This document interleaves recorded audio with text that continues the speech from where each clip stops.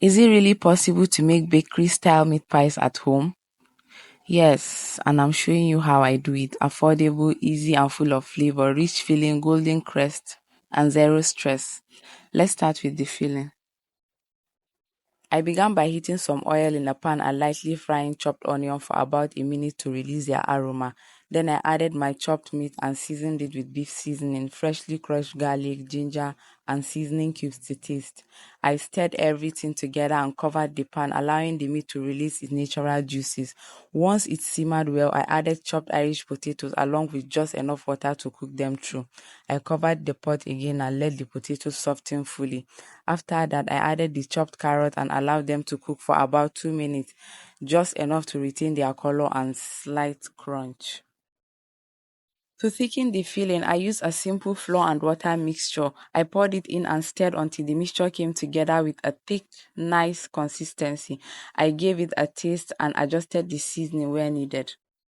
To add a fresh bite and brighten the flavor, I stirred in some freshly chopped onions after the filling has cooled completely. Let's proceed in to make our crust. In a large mixing bowl, I combine 6 cups of all-purpose flour with 2 tablespoons of sugar, a pinch of salt, and 2 half teaspoons of baking powder. I mix the dry ingredients thoroughly to ensure they were evenly distributed. To prevent the margarine from sticking to my hands, I first wore gloves while rubbing the margarine into the flour mixture. I worked the margarine into the flour until the mixture looked like small crumbs with a slightly grainy texture. After that, I removed the gloves and used my bare hands to finish mixing. I added water slowly, little by little, gently mixing until the dough came together with a soft but firm consistency, not too sticky and not too dry.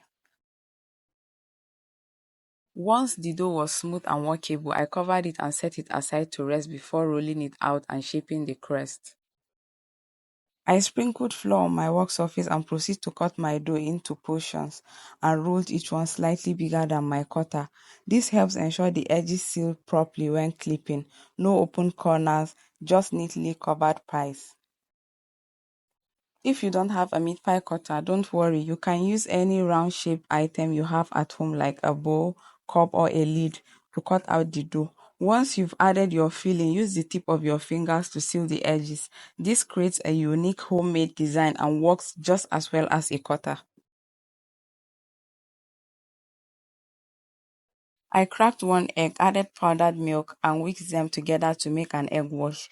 I brushed it over the meat pies for that classic golden, glossy finish, then baked them at 160 degrees Celsius until perfectly done. Thank you for baking these amazing meat pies with me. If you like the recipe, leave a comment and a heart. See you on my next one.